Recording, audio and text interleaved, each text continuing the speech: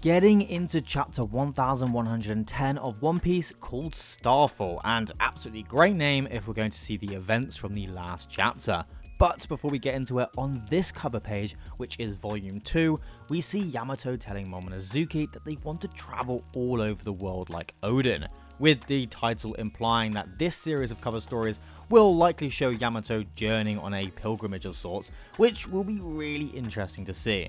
But before we get into the rest of the chapter, if you're enjoying this video, please like and subscribe, it really helps my small channel grow. Also, I've made a Patreon and it's in the description below, support me if you'd like.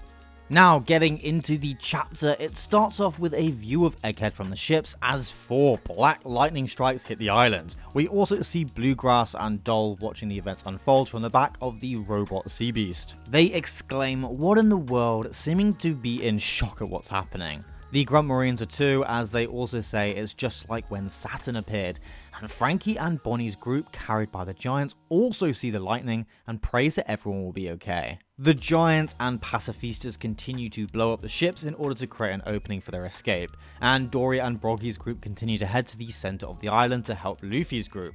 But while this is happening, we get a glimpse at Merijois. And as Vegapunk's broadcast plays from their transponders now, we see that the Gorosei's room is completely empty. All that's left is that summoning circle. Jaw is literally 6 feet below the floor at this point. On the broadcast, Vegapunk is still killing time and we return to Egghead, where the summoning circles seem to finish up. And suddenly, black forms appear from the circles, and the time limit counts down now at 7 minutes, which basically means Luffy has to hold them all off for 7 minutes until the broadcast starts, and maybe even beyond that. The dark forms then start to gain more shape, slowly revealing to us what the powers of the Gorosei are, and my god are they massive. Some of them are even way bigger than Saturn, and look just as, if not more evil in nature. Sanji continues to speed away and states he has to let Nami and the others know, and Sanji probably has one of the most important jobs other than Luffy right now, since most definitely Vegapunk himself is the broadcast origin, hinted at when he described the apple on his head as an antenna. Luffy shouts there are 5 of them, and this is the moment where we learn about the 5 elders and their powers, which is a monumental event in the history of One Piece.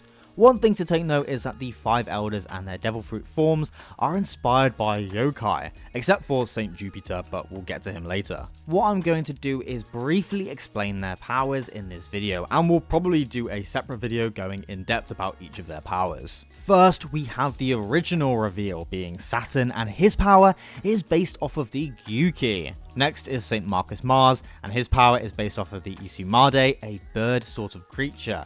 Then it's Saint Topman Warcury, who was based off of the Hoki, a large boar-looking demon with massive tusks. After that, it's Saint Venus Juro, who is based off of the Bakotsu, a skeleton horse. And finally, Saint Shepherd Jupiter, who is based off of a simpler sandworm, which I think is primarily inspired by more Western demons, and I think Oda added him to appeal to those Western audiences, since they might not have a good understanding about the yokai. And in the next page, we have this unbelievably insane, true double page spread of the 5 elders in their powered up forms, all clad in black smoke and staring Luffy down. Oh my god. I get it. I'm just gonna leave it up here for a second, just for everyone to be in absolute awe. Saint Venus Juro rears up and seems to spot something very far in the distance through trees, and it appears to be a pacifista shooting at the ships on the coast.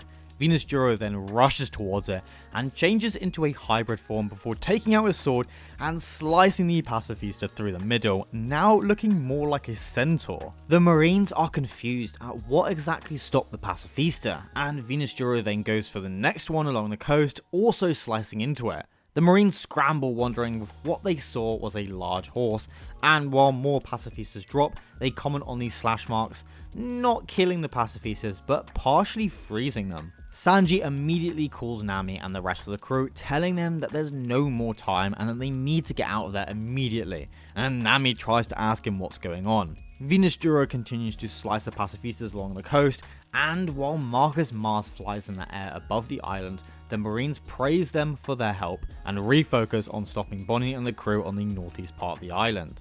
Sanji tells Nami to just focus on escaping and have to run since there is a literal monster flying above them. Marcus Mars swoops down and crashes into the protection dome in an attempt to break it, and Venustero continues his rampage along the coast.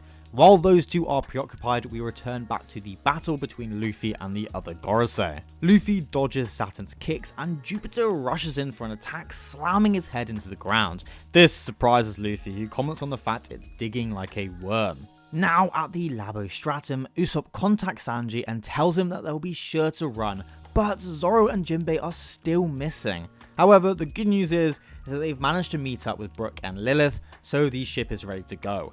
Jinbei, still rushing after Zoro, states that he might have to drag Zoro back by force if he's still fighting. And this then leads us to Zoro and Lucci's fight as he punches one of Zoro's swords away. And Lucci then comments on the intense amount of haki that has been cropping up over the island.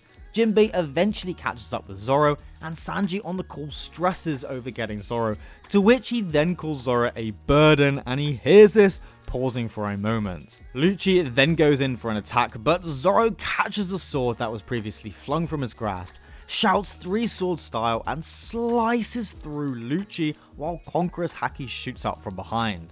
And Lucci goes down for the count. Honestly, I had absolutely no idea how he thought he was going to beat Luffy when he's not even gear 4 level and can't even beat Zoro. Back to Luffy now. Jupiter bursts from the ground beneath him, aiming to eat Luffy whole, but suddenly Dory and Broggy appear, slicing the neck of the worm into pieces before he can chow down.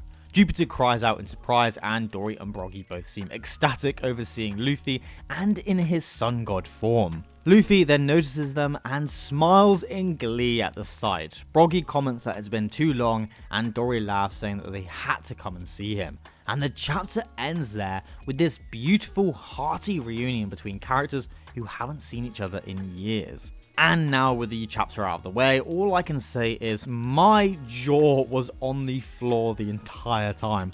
All 5 Gorosei are now on the island trying their damn hardest to stop the Straw Hats from escaping. I think this is genuinely the first time a Yonkou has made all of the top of the world government come out to play, which just makes Luffy a cut above the rest. I also doubt Jupiter is dead. He 100% has a healing ability, and like a worm, if you cut it in half, it will just grow back. But now with the Giants helping Luffy and the Straw Hats almost in one place, we can now start heading to the part where they escape, if they escape that is. It's now coming to the end of the video, and I just wanted to say thank you so much for watching. I'm so happy you stopped by. My channel is steadily growing and I'm amazed at the support I'm getting. And I also have a Patreon now, so feel free to support me however you like. The link will be in the description, and I will shout out names at the end of each video. Thank you again, please like and subscribe, and I'll see you in the next video.